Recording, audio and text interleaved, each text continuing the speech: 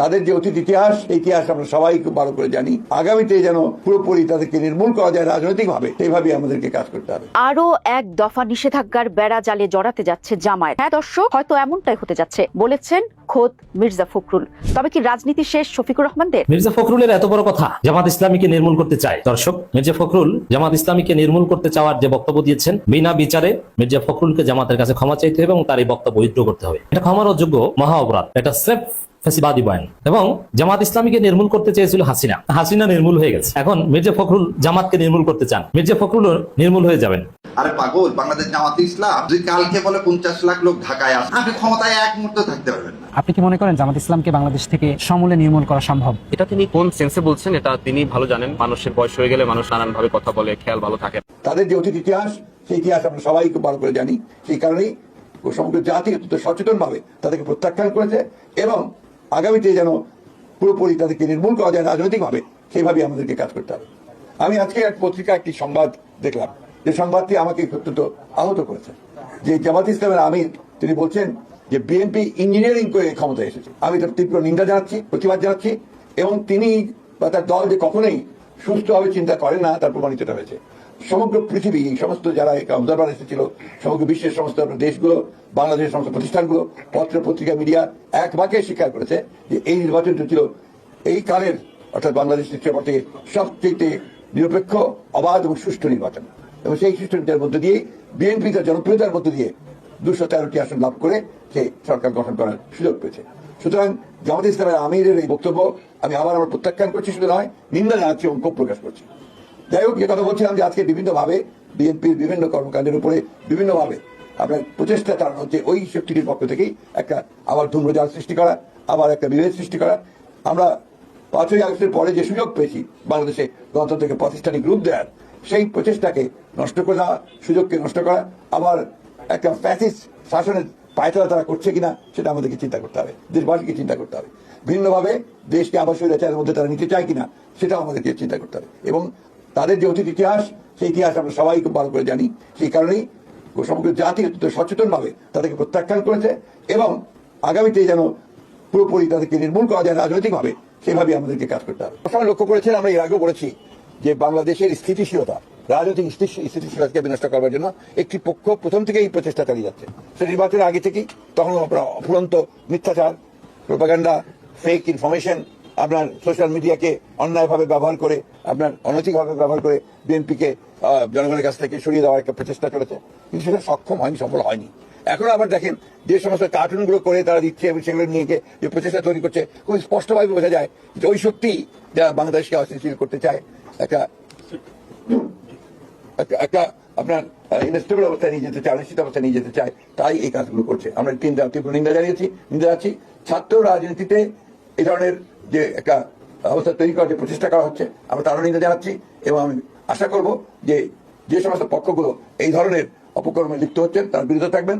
কারণ বাংলাদেশের স্বাধীন চেতা ছাত্র সমাজ, সচেতন ছাত্র সমাজ বরাবরই অপরাজনীতিকে পরিহার করেছে এবং জনগণকে পরিহার করেছে। এবং আমরা এবারও দেখবো যে জনগণ এগুলোকে প্রতিরোধ করবে এবং তাদেরকে পরিহার করবে।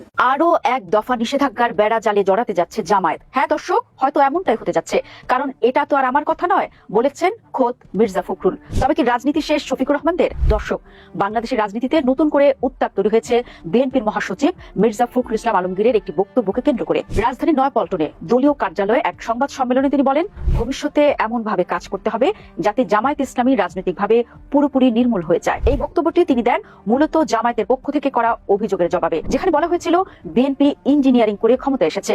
ফখরুল সে অভিযোগ প্রত্যাখ্যান করে বলেন, জনগণ সচেতনভাবেই জামায়াতকে প্রত্যাখ্যান করেছে। দর্শক, এই বক্তব্য প্রকাশ্যে আসার পরপরই জামায়াত তীব্র প্রতিক্রিয়া জানিয়েছে। দলটির বিবৃতিতে বলা হয়, একটি রাজনৈতিক দলকে নির্মূল করার হুমকি দেওয়া গণতান্ত্রিক ভাষা নয় এবং এটি অসাংবিধানিক এবং অনভিপ্রেত। তারা এটিকে রাজনৈতিক শিষ্টাচারের পরিপন্থী বলে উল্লেখ করেন। একই সঙ্গে জামায়াত অভিযোগ তোলে, যুক্তি ও আদর্শ দিয়ে মোকাবেলা করতে ব্যর্থ হলে এমন উস্কানিমূলক ভাষা ব্যবহার করা হয়। দর্শক, ঘটনাটির গভীরে মনোযোগ দিলে বোঝা যায় এটি কেবল একটি বক্তব্যের প্রতিক্রিয়া নয়, বরং দুই দলের মধ্যে জমে থাকা রাজনৈতিক অবিশ্বাসের বহিঃপ্রকাশ। সাম্প্রতিক সময়ে সংসদ ও রাজপথে বিভিন্ন ইস্যুতে দুই দলের অবস্থান এক নয়। বিশেষ করে গণভোট, সংস্কার ও ক্ষমতার প্রশ্নে জামায়াত প্রকাশ্যে বিএনপির সমালোচনা করেছে। ফলে পাল্টাপাল্টি বক্তব্যের এই ধারাবাহিকতা রাজনৈতিক দূরত্ব বাড়ার একটি স্পষ্ট ইঙ্গিত হিসেবেই দেখা হচ্ছে। এখানে অনেক বিশ্লেষক গুপ্ত কার্ড বা অন্তর্নিহিত কৌশলের বিষয়টি দেখছেন। দীর্ঘ সময় ধরে বাংলাদেশের রাজনীতিতে বিএনপি ও জামায়াত একসঙ্গে আন্দোলন ও নির্বাচন করেছে, কিন্তু এখন প্রকাশ্যে কঠোর ভাষা ব্যবহার করা মানে হতে পারে নতুন রাজনৈতিক অবস্থান তৈরি করার চেষ্টা। বিশেষ করে ক্ষমতায় থাকার পর একটি দল অনেক সময় নিজস্ব পরিচয় আলাদা করে দেখাতে চায়, যাতে ভবিষ্যতের জোট বা ভোটের রাজনীতিতে তারা স্বাধীন শক্তি হিসেবে দাঁড়াতে পারে। মির্জা ফখরুলের বক্তব্য আরেকটি দিক থেকে গুরুত্বপূর্ণ বার্তা দিচ্ছে। এটি সরাসরি কোনো আইনি পদক্ষেপের ঘোষণা নয়, বরং রাজনৈতিক অবস্থান শক্ত করার ভাষা। তিনি একদিকে জামায়াতের অতীত ইতিহাসের কথা স্মরণ করিয়ে সমর্থকদের কাছে কঠোর অবস্থান দেখাতে চেয়েছেন, অন্যদিকে বিরোধী শিবিরে বিভ্রান্তি তৈরি হচ্ছে বলে অভিযোগ করেছেন। ফলে এই বক্তব্যকে অনেকেই রাজনৈতিক চাপ সৃষ্টি ও সমর্থক গোষ্ঠীকে একত্রিত করার কৌশল হিসেবেও দেখছেন। সংসদে এক ধরনের ভাষা আর রাজনৈতিক মঞ্চে আরেক ধরনের বক্তব্য, এই অসামঞ্জস্য নতুন নয়। সংসদে সাধারণত কূটনৈতিক ও সংযত ভাষা ব্যবহার করা হয়, কারণ সেখানে রাষ্ট্রের আনুষ্ঠানিক দায়বদ্ধতা থাকে। কিন্তু রাজনৈতিক সমাবেশ বা সংবাদ সম্মেলনে ভাষা অনেক বেশি আক্রমণাত্মক হয়, কারণ সেখানে লক্ষ্য থাকে দলীয় সমর্থকদের মনোবল বাড়ানো এবং প্রতিপক্ষকে রাজনৈতিকভাবে চাপে রাখা। বর্তমান পরিস্থিতিতেও একই প্রবণতা দেখা যাচ্ছে। এ পর্যায়ে আরেকটি বড় প্রশ্ন সামনে এসেছে, বিএনপি আদৌ কি সেই পথেই হাঁটবে যে পথে একসময় আওয়ামী লীগ প্রশাসনিক ও আইনি প্রক্রিয়ার মাধ্যমে জামায়াতকে নিষিদ্ধ করেছিল? ইতিহাস বলছে রাজনৈতিক দল নিষিদ্ধ করার নজির বাংলাদেশে আছে, কিন্তু প্রতিবারই তা হয়েছে তীব্র রাজনৈতিক বিতর্ক ও আইনি লড়াইয়ের মধ্য দিয়ে। ফলে বর্তমান বাস্তবতা, বিএনপি যদি একই ধরনের পদক্ষেপ নেয় তাহলে সেটি শুধু একটি দলের বিরুদ্ধে সিদ্ধান্ত হবে না, বরং গণতান্ত্রিক রাজনীতির পরিসর, জোট রাজনীতির ভবিষ্যৎ এবং আন্তর্জাতিক মহলে সরকারের ভাবমূর্তি সবকিছুর উপরই বড় ধরনের প্রভাব ফেলতে পারে। সব মিলিয়ে ঘটনাটি কয়েকটি স্পষ্ট ইঙ্গিত দিচ্ছে। প্রথমত, পুরনো রাজনৈতিক সমীকরণে পরিবর্তনের লক্ষণ দেখা যাচ্ছে। দ্বিতীয়ত, ক্ষমতার রাজনীতিতে দলগুলো নিজেদের অবস্থান আরো স্পষ্টভাবে তুলে ধরতে চাইছে। আর তৃতীয়ত, সামনে বড় রাজনৈতিক সিদ্ধান্ত বা নির্বাচন ঘিরে প্রতিযোগিতা বাড়ার সঙ্গে সঙ্গে রাজনৈতিক ভাষাও আরো কঠোর হয়ে উঠছে। এ বাস্তবতায় বিএনপি জামায়াত সম্পর্কের ভবিষ্যৎ কোন দিকে যাবে সেটি এখন সবচেয়ে গুরুত্বপূর্ণ প্রশ্ন হয়ে দাঁড়িয়েছে। মির্জা ফখরুলের এত বড় কথা, জামাত ইসলামীকে নির্মূল করতে চায়। দর্শক, মির্জা ফখরুল জামাত ইসলামীকে নির্মূল করতে চাওয়ার যে বক্তব্য দিয়েছেন, বিনা বিচারে মির্জা ফখরুলকে জামাতের কাছে ক্ষমা চাইতে হবে এবং তার এই বক্তব্য উইথড্র করতে হবে। এটা ক্ষমার অযোগ্য মহা অপরাধ, এটা স্রেফ ফ্যাসিবাদী বয়ান। এবং জামাত ইসলামীকে নির্মূল করতে চেয়েছিল হাসিনা নির্মূল হয়ে গেছে। এখন মির্জা ফখরুল জামাতকে নির্মূল করতে চান, মির্জা ফখরুল নির্মূল হয়ে যাবেন। মির্জা ফখরুলের মহাসচিব পদ শেষ, তিনি তো নির্মূল হয়ে যাওয়ার পদে দৌড়ে আছেন। অচিরেই মির্জা ফখরুল নির্মূল, তা তিনি জামাতকে নির্মূল করবেন কিভাবে?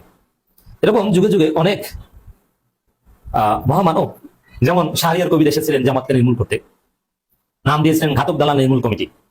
কিন্তু সেই শাহরিয়ার কবির আজকে একটু ডিভিশনের জন্য হাহাকার করেন, কোমর ব্যথা, ঠান্ডা লাগে, কত কিছু। সে শাহরিয়ার কবির নির্মূল হয়ে গেছে। ইতিহাস বলে জামাত ইসলামীকে যারা নির্মূল করতে আসে তারা নির্মূল হয়ে যায়, কিন্তু জামাত ইসলামী কখনো নির্মূল হয় না। জামাত ইসলামী নির্মূলযোগ্য নয়, তাদেরকে নির্মূল করা সম্ভব নয়। গণতন্ত্রে পার্টিকে নির্মূল করা যায় না এবং নির্মূল করা ঘোষণা করতে হয় না। যারা গণতান্ত্রিক এই মূল্যবোধের পরিপন্থী কাজ করে তারাই নির্মূল হয়ে যায়, কারণ তারা অগণতান্ত্রিক, তারা ফ্যাসিবাদী শক্তি।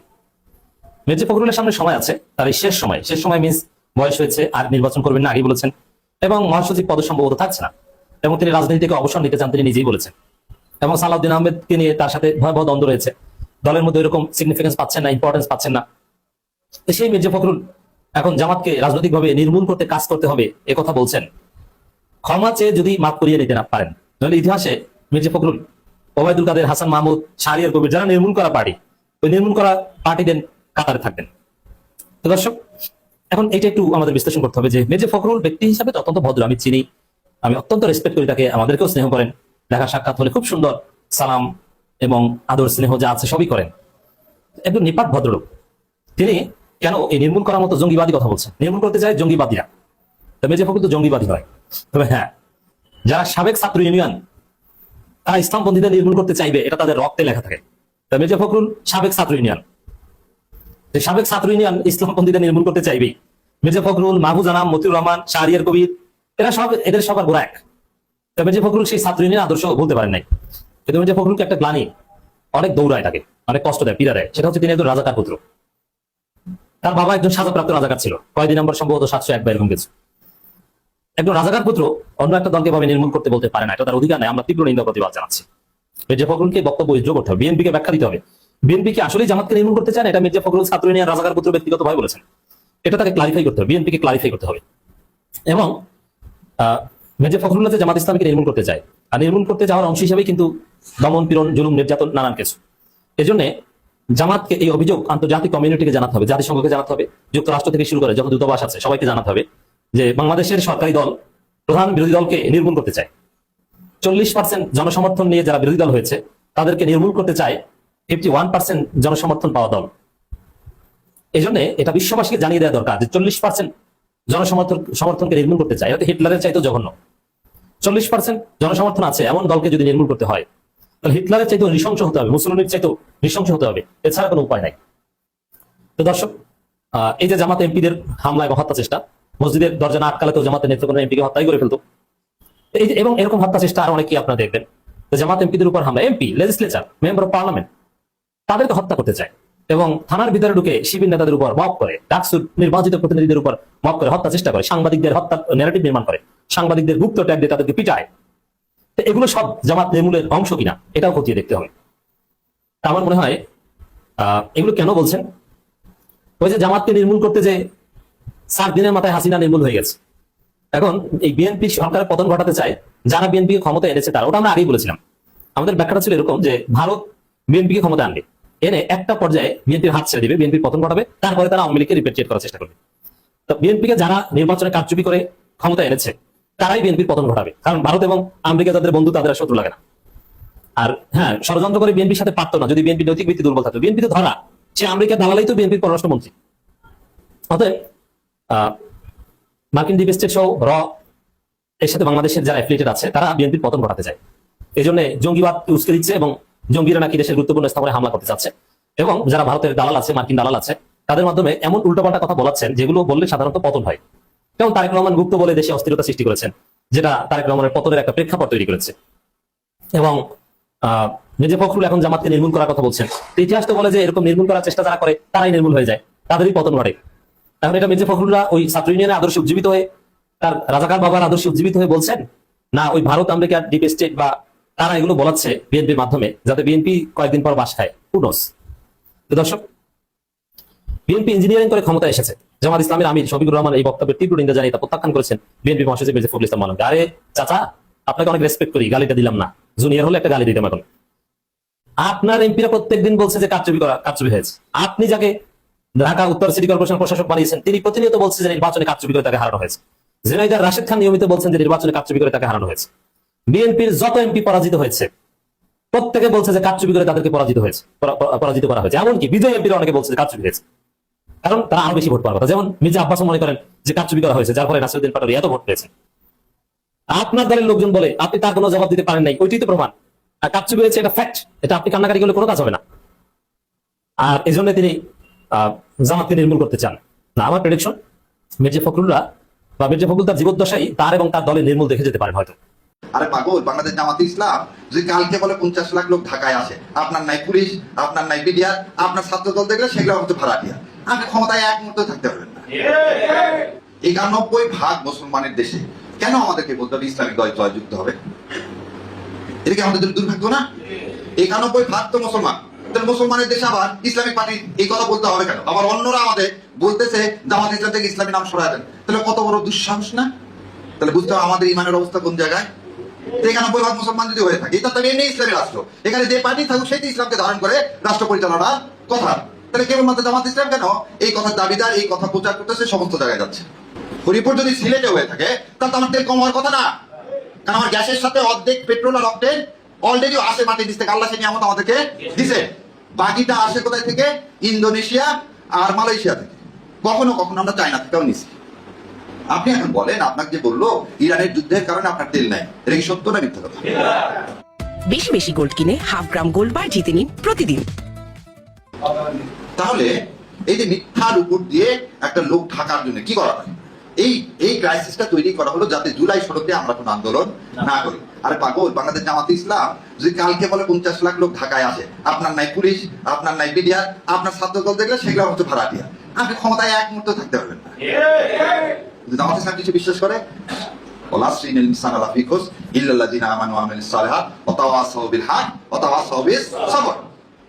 আমার আমির জামাতের এই সবরকে আপনি যদি দুর্বলতা ভাবেন তাহলে ক্ষতি আপনার, আমার না। কারণ আল্লাহ জমিনকে প্রস্তুত করছে বলে আপনাকে চুরি করে ক্ষমতায় আসতে হয়েছে, তাই কিনা বলেন? নবী সাল্লাল্লাহু আলাইহি ওয়াসাল্লাম প্রথম মদিনাতে যায় তখন কি তাকে ক্ষমতা দিতে চাইছিল ইহুদিরা? না, আল্লাহ সেজন্য কিছুদিন ধৈর্য করার, সবর করার পর নবী সাল্লাল্লাহু আলাইহি ওয়াসাল্লামকে বিজয় দান করছে। করছে না করেন? সে কি সংখ্যা দিয়ে? 313 জন ছিল বদরে, আর অপরদিকে কত জন ছিল? 1000-এর উপরে। তাহলে 1300 লোকের সাথে, বা 1000-এর উপরে, 1300 বলবে না, কারণ সবসময় সহিহ আছে 1000-এর উপরে। তাহলে 300 জন আর 1000 সংখ্যা যে হৃদয় হয়,